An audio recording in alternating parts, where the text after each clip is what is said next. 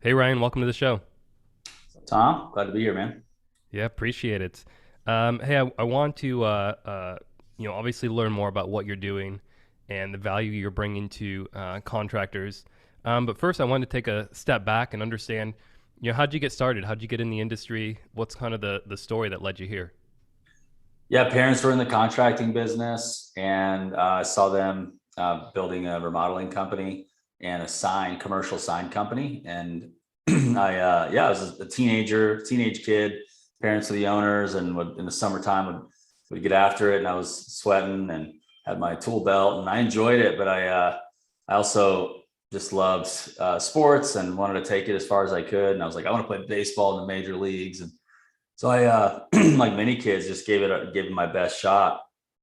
And I wasn't really a highly touted prospect out of high school. I was, kind of a late bloomer, 17-year-old senior, kind of, just did everything I could. And whenever my parents invited me into the business, I was like, let me take my best shot at baseball first before I do that. And so I did, and I just kind of climbed the ladder of baseball through collegiate ranks and got drafted a couple times and played professionally. And unfortunately, like my parents' business didn't make it through the recession. They weren't set up. They didn't have the knowledge, the discipline, the things that looking back, I was like, man, I wish they had that. That would have changed the trajectory of a lot of things for me in my future.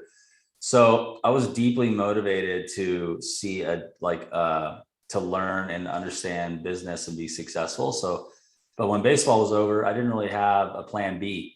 So I was looking around and just kind of started to meet people. And I ended up meeting a couple of contractors. I worked for one. He was like, let's do sales. So I'm like, all right, sweet. I'm going to be in sales. I'm looking at the CRMs. I'm trying to figure out a system. And I'm like, I got my tie and like a long sleeve shirt ready to go meet people. And he's like, yeah, I need you on the job site. Yeah, I need you to start learning how to do this. Yeah. And I'm like, this is not what I'm gonna be able to provide for my family with and do and really do well financially. This isn't gonna work. I'm not saying that being in the field is bad, but I just felt like I was already exposed to and had a vision for that kind of success, especially when you're chasing a dream like being a major league baseball player and your parents own a business.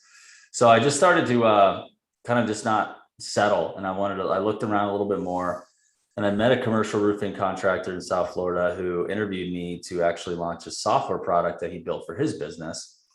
And so what was really neat about it was I got to be around a professional in the industry of contracting who also played high level sports. He played collegiate football. And I just felt like, man, this is somebody who I could learn from. And so I got into his business, and I didn't work for his roofing business directly. But I was in the guts of it, and I worked with him. Probably 30% of his day or his week, was devoted to me, and learning, teaching me his business, and then me implementing and selling a software product that he built for himself. That's mainly based around sales management and sales.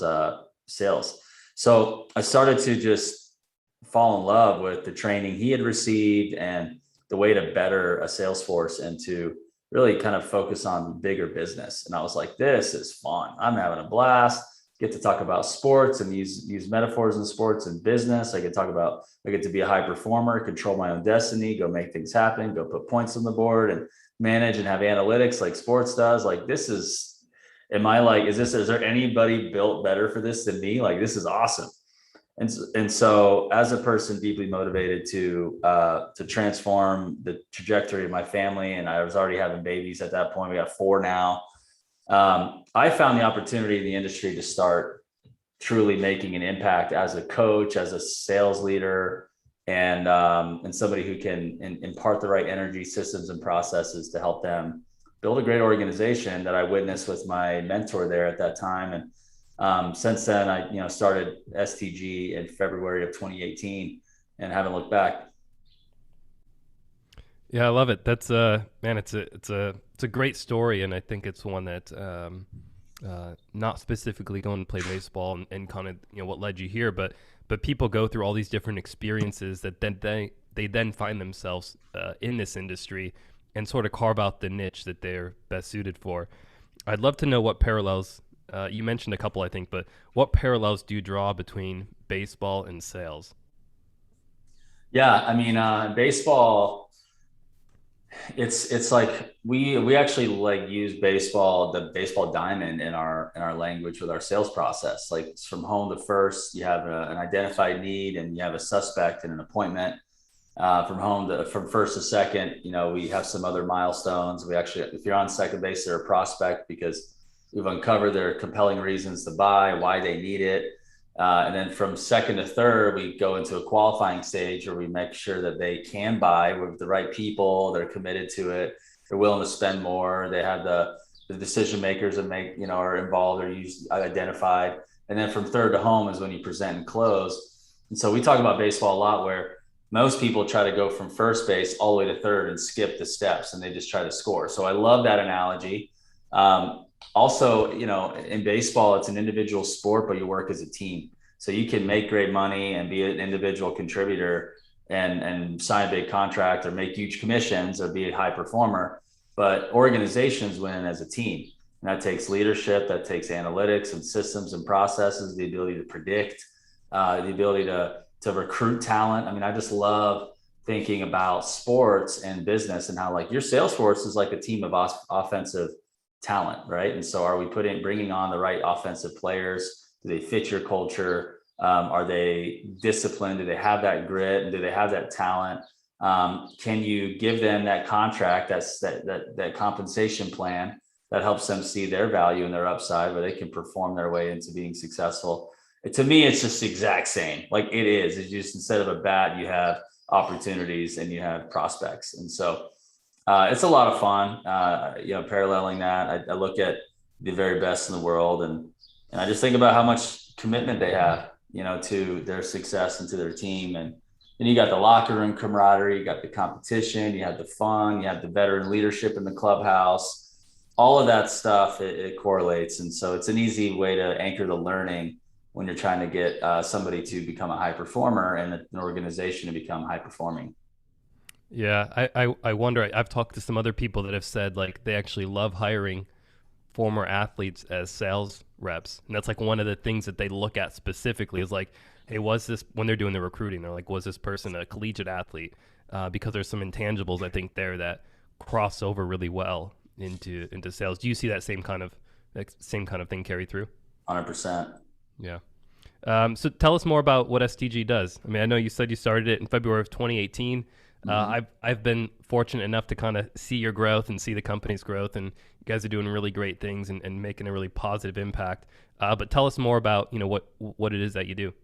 Yeah, so we're a sales growth and transformation platform. So we focus heavily on online learning and group coaching. We're not the traditional consultancy that works one-on-one and charges a ton of money. We actually have that part of our business, and people who want that special VIP experience, we do that. We have that type of membership, but we're a platform. In fact, we have more than just me in the courses. So we're actually bringing on what we call subject matter experts, who are the creme de la creme experts, whether they're technical experts in the niches that we're focusing on, whether it be roofing or retail residential contracting, something like that. We have different subject matter experts who are truly like the voice in the program that would get people the results through their knowledge and how quality our coursework is. And so people now, because of how much energy we place in the coursework and the technology, people can get results with a lot less, a lot faster and less money than they would have in the past to get consulting and knowledge. If I think about this, I'm like, what are the best ways to transform an industry? Knowledge transfer, energy transfer, systems and processes transfer, beliefs. Like if you can get people permission to level up in all these areas through a transfer, that will transform an industry more than anything. And so that's what I'm on a mission to do, is like say, hey, how can I get people from X or from A to Z or A to B and B to C faster than I would have alone? And so how do I do that in my best way?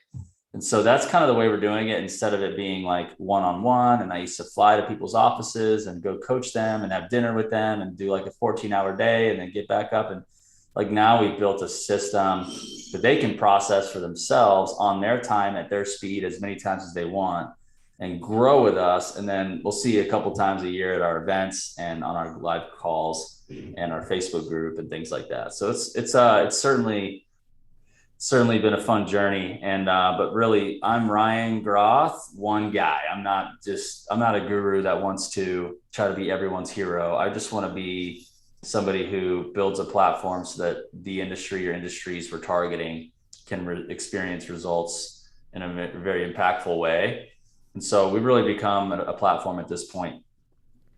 That's awesome. And it also allows more companies to benefit from what you've experienced and what your team has experienced and is able to share. But I imagine by doing it this way instead of, like you had mentioned, 14 hours with one customer, one client, this is Totally. much more scalable. um, I'd love to know, like, what are some of the cornerstones that sales transformation group builds upon or coaches? I mean, what are some of those cornerstones for you? Yeah, some of those are going to be building a predictable sales model. I love that some of the industries that we're serving have the ability to go chase a hurricane and make a ton of money. But what that doesn't do is that doesn't provide sustainability in a local market where you can have employees and promote people into leadership. And instead, you can't really do that. You have a bunch of rogues doing four different companies, and they hire you hope that they do well for you, and there's really no ability to kind of have more accountability and systems and processes, and for lack of a better word, control. I hate to be a controlling person, but a good leader needs to be able to manage and have some kind of ability to control their future. And you need to have a local presence. So we like working. And my one product, Sales Accelerator, is around that predictability of revenue. So what do we talk about? We talk about CRM and pipeline and goals and visibility of your pipeline, your closing ratios, knowing your numbers. We talk about building a sales plan, that you reverse engineer your goals and truly put milestones in place as a team and individually to help them achieve the outcomes you want, where they can break it down and manage sales activity and behaviors. We want to see sales leaders rise up and be inspirational, like have an awesome experience with your team, create a vision that you can articulate clearly that people want to get behind, so that you're creating more of a culture. So we like to see that. And then we like to see people get the right compensation plans in place so that they can support those outcomes, because compensation drives behavior. And the 10-50-50 split doesn't work for every business model. Like what's the vision here? What are you trying to accomplish? And what can we do creatively to incentivize the behavior we're looking to see, which is not just sales, but maybe it's service repairs. Maybe it's more referrals and reviews. So what can we do culturally to create a fun environment that gets people connected extrinsically and intrinsically to that? Gosh, I mean, there's a whole ton more, Tom. We use sales evaluations, and we measure their salespeople and put them in a percentile nationally, show them exactly what their weaknesses are, their beliefs that are bad beliefs that are not supporting their ability to sell at a high level. And so they're sabotaging beliefs. So we identify those. We teach them how to have discussions around those and fix those and believe the right way, so that when their mindset's upgraded, they can truly, remove all the barriers for them to be a successful salesperson. Because I both know it's all in your mind. So we get the mindset solved for, and then we install the baseline selling sales process in our product. We have other courses and other experts that we're bringing in with different sales processes, but the one that I teach every day is baseline selling. So it's a milestone centric sales approach. It's not a robotic script, but it's an approach where once an athlete knows the fundamentals, is really, really good once they learn it. And then we love sales coaching, which is like that soft skill. That's that, hey, let's press pause. Let's talk about that. Like let's correct that right now. So we do some of that. We coach sales leaders and encourage them and help them close the holes in the way that they're rolling out their sales organization. We help them with sales recruiting funnels as well, and helping kind of move into a modern day way of recruiting. The old way is slow. It's archaic. So what we've done is we help them build like a modern day sales recruiting approach, or any company approach, any role. But we definitely love focusing on sales at first. And then, yeah, from there, we just get into some deeper personal work as well. We think that, if your personal life is well and your mindset's solid and healthy and you connect that to business, it all works together. So we care on the personal level, and it translates into business, and we focus on business and it helps the personal and all that. So it's a lot of fun. That's kind of the core offer that we talk about now, and always finding ways to implement technology and ways to accelerate somebody to get results. That's awesome. I feel like I was like listening to sort of an evolution of a company, right? You kind of started with some basics and got into really advanced stuff where it's even very personal about them as a person and how they evolve. Would you say that like you're doing sell, or do people come to you needing like sales 101 basics, or are they, a graduate level course in sales? Like where do you fall in that spectrum, or do you do it all? We do it all just because we want to serve more. Like we don't want to just be like I'm just so growth minded. Like for me to just be like, oh, we're stuck. I can't do that. But how do we get unstuck? I never want to stay stuck. I feel like the sky's the limit. The industry is so ripe for change, and so we actually have like multiple products. We have a one-on-one product which is like $3,000.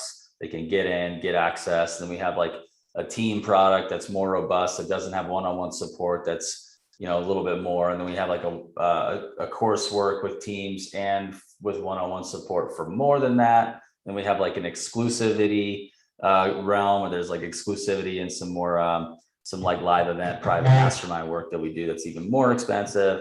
So yeah, then we even have a free mini course in our Facebook group too. You can go through some training. So we're going from like a freemium all the way up to premier, just because we want to see people, receive the value and kind of meet them where they're at. I know as you're listening to this and you're doing $1.5 million and it's your second year of business, you probably would be pretty scared to drop, 50 grand with me, like in one swipe, but you may do that later knowing you'll get a return. So it might be better for you to just spend, 3 to 4 to 5 to 7 to 8 and get a ton of value and then just be on a journey with us. So we're definitely going to go in that route. Yeah, and where do you see companies needing the most help? Like when is it that they come to you? Is it generally that a contractor that's seen some success, maybe they're doing 1 to 2 million in sales and they're looking to grow to the next level, or are they coming to you when they've got a team of 20 and they're trying to figure out where they go next? Yeah, I'd say most commonly they have like 4 to 7 people on their team. There's a sales manager who just got put in that role, so just starting to get serious about sales. Maybe they're just starting to they want to grow and they're becoming more organized and accountable. I have some, but you know how few and far between the really high performing sales organizations actually are. So the majority of people we're working with are people who know they want help. There are some really high performing people that work with us that love our challenge and how we push them, and they love our content. They just love our support. But our goal is to help a talented person who's growth minded become better themselves. Like we're not trying to become like the crutch that they rely on for the rest of their lives. And I think a lot of consultants, unfortunately, they do that because they need to get paid, so they make that person feel like they're irreplaceable. I want them to say, man, that is so valuable. You just transform my life. And then if I bring something, it's because it's even more valuable later on. It helps them grow. So we like to help companies who are already growth minded, who have a small team. They want to grow their team. They want to professionalize their sales force. Yeah, that's great. It ties in parallel too to kind of our model here at Leap, and like we don't want our customers to be dependent on us to make changes and stuff to their account. Like we want to empower them so that they're able to do for themselves and not be relying on somebody else. Yeah. I'd love to. One of the things I just want to expand upon on is vision, because vision to me I think is so important. I've got the book right above here, The Vision Driven Leader, and I think being able to paint a clear vision is so important. How do you go about teaching that? Yeah, I help them by helping them uncover why they are even doing this. Like, what's their why? Like, what do they care about the most? And if we go deep enough, we'll find something that hits home in such a way that like you could feel it in their soul, like from their soul, why this business exists. I want them to lead from the heart. I don't want them to just, like everybody wants to feel connected to something bigger. So I really help them ask those deep questions. and I help them, cast that vision and paint a picture, and how truly I say, look, your salespeople are there because what you are providing is a vehicle for them to achieve their goals. Like, this is what this is about. Like, they're not just working for you and they should be happy doing everything you tell them to do.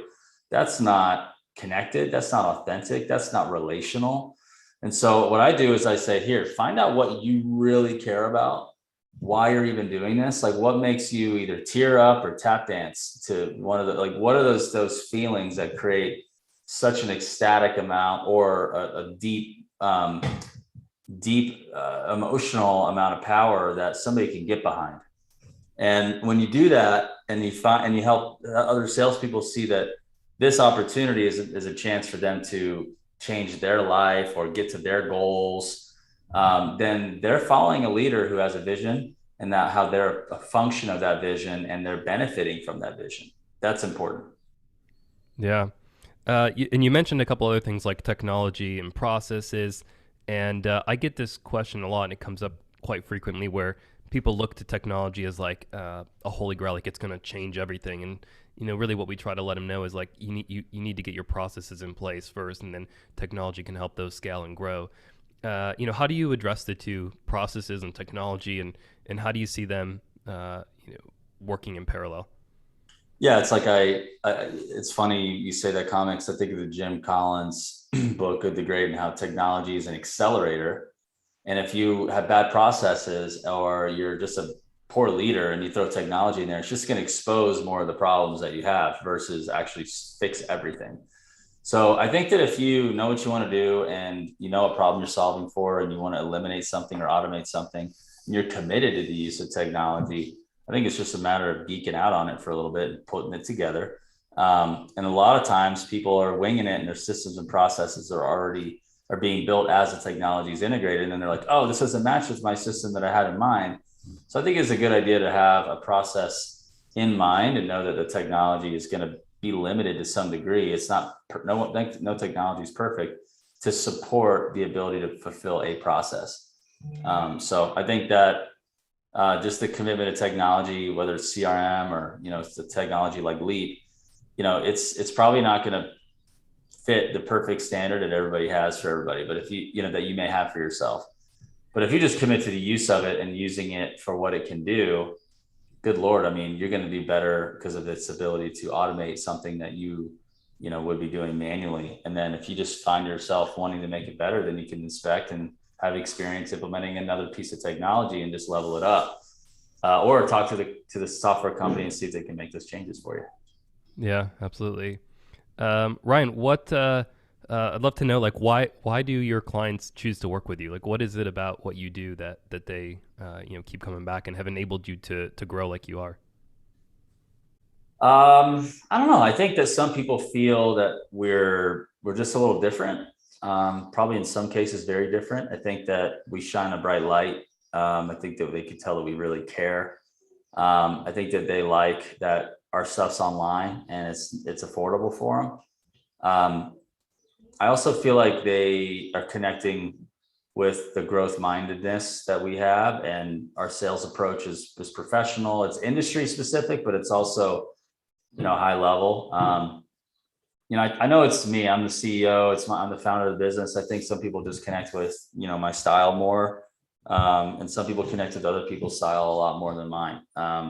So I don't know. I hope that people just ultimately feel like they're getting results and have great field of value, and that we're not here to BS anybody.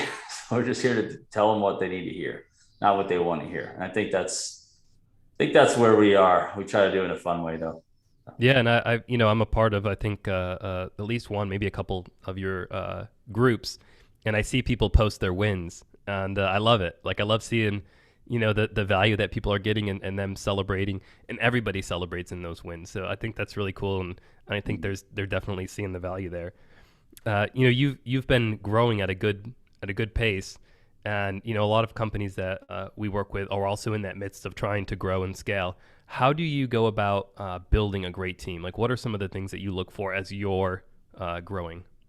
This is a great question, because I'm going through growing pains myself. I mean, if I'm Yeah. being completely honest, like we've had team talent turnover, and it's been interesting and fun. So no, I'm not perfect at it. I wish I could admit that I've done a perfect job, but we this year has been a challenge. Although we're growing, we're having to see who got us here won't get us there. And so if you're a $1 million company, you want to get to five.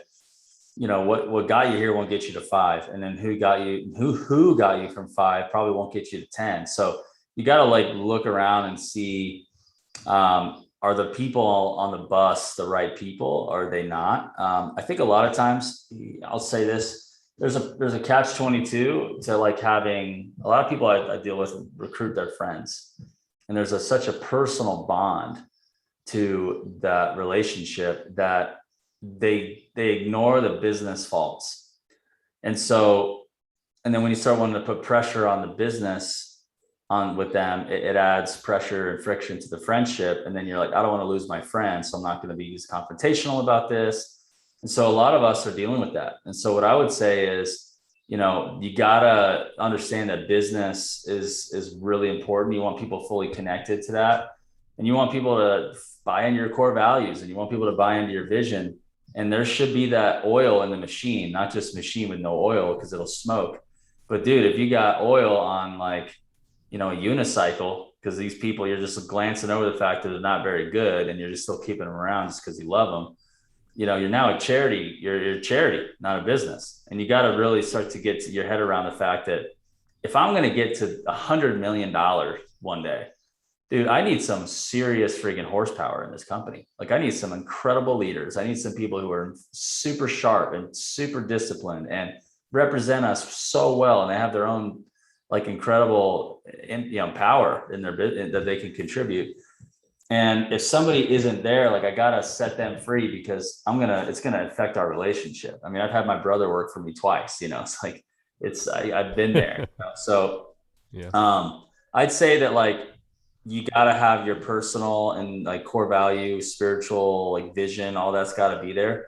But equally, and just as important, you gotta have the competency to actually execute, or else I'm telling you, you're gonna be mad if you're trying to grow, build a great team, and you got this buddy who just doesn't do their job. Like, you don't want to be doing that. You'd rather be dealing with somebody who is connected to your vision but does a great job, and you can rely on them, because the business is relying on that person.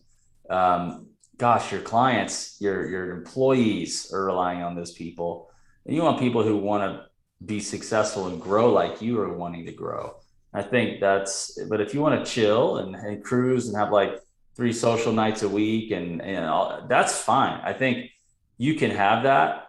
But if again, you can have that. You just may not grow very much, because what you're asking people to do is do things that are hard, because growing is hard, and it takes a lot of discipline and commitment. Yeah. Those are wise words, because I think a lot of people, when they're starting off, they may hire their brother or their friend, or and that may help them initially, right, to do some of the early stage stuff. But as you look to grow, it's important you're bringing on the right people with you. Yeah. Ryan, what are you got a lot going on? What are you most excited about? Yeah, I'm most excited about the live events we're putting on consistently. I'm most excited about partnering with industry platforms to collaborate with. I'd say I'm really excited about um, I'm really excited about adding more products to our client experience. Man, that is so fun, because when we have somebody who's bought from us, they've gotten great results, and we add a complementary product that solves a different problem. It's so cool that we can do that. And so I'd say that I'm excited about the vision of becoming a platform that is a reliable place that people can come and get real value in a way that they can trust that brand. Because I think that what I've done is I've worked really hard on my integrity and just the way I position myself in the marketplace and as a leader, as an example. And I think that people really like working with people that they can count on, to provide great value and not do them wrong and things like that. So I'm really trying to do the right thing consistently. And I think that I always look back and I never regret doing the right thing, even when it's hard. it works out for everybody. And so to do that with like a group of other experts is super exciting, man. I think that sky's the limit to impact a lot of businesses. Yeah, absolutely. We're almost up on time here, but when you're not busting your butt up at 3, 4 a.m. Working, what do you like to do? I know you've got a beautiful family. You've got beautiful scenery. Uh, tell the folks more about what do you like to do when you're not working? Yeah, so we live in Hawaii. So we moved here from South Florida a year and a half ago. Yeah, we like to hike. That's like good to great. It's like Yeah, 100%. That is exactly right. Yeah, we like to hike and surf.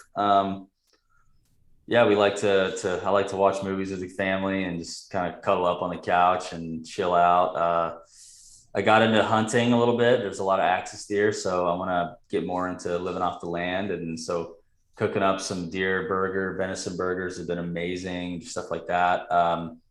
Life is good. I like to connect with other people, whether it's spiritual conversations or business. I like to learn and grow. Spend time with the family. It's full time to run a business and be married and have a great thriving marriage and then have 4 kids. It's just nuts. So yeah, we love it. It's super busy, super fun. Um, and I just love watching these kids grow. They're just beautiful. So love yeah. doing it. That's really fulfilling. That's a fulfilling life for sure. Um, as we wrap up, I mean, is there any advice that you haven't already shared that may be helpful for the people that are on that are maybe struggling in sales or looking to grow, looking to elevate their business, or looking to take that next step to elevate what they're doing today? Look, like being great at sales is not a part-time job. It's a full-time, like it's a commitment to transforming yourself into somebody that many people want to buy from. And that requires discipline and reinforcement of habits. It requires listening and caring, talking to people like they're valuable human beings and then selling and creating value in that moment. So they spend more to work with you and you're not giving work away. I mean, to really be great at sales, you have to commit to this as like a lifestyle. Like this is part of my identity is I'm somebody who brings value in my role of sales. And so to be that, you got to be a person of value. And to be a person of value, you have to do some deep inner work. So I would say if you want to be great at sales, think of yourself as I'm on a project of transforming my life. And sales is one of the benchmarks of how that's working. Like, am I bringing value? And I love about business, it provides direct feedback. Like there's either value coming in or not, so I Yeah, think that that's what I like to see people commit to is just, man, I want to be awesome at sales. I'm really all in on this thing and treat it like it's a profession. Treat it like it's like an athlete or an artist or an actor or a performer. Like be your best, and you're not going to win by just practicing, one time. You got to do it when no one's in the stands and no one's in front of you and no one's watching. Like, who are you when no one's watching? Who are you and no one's, and it's, on the weekends, who are you in the morning? Who are you at lunch? Who are you on your appointments in between meetings?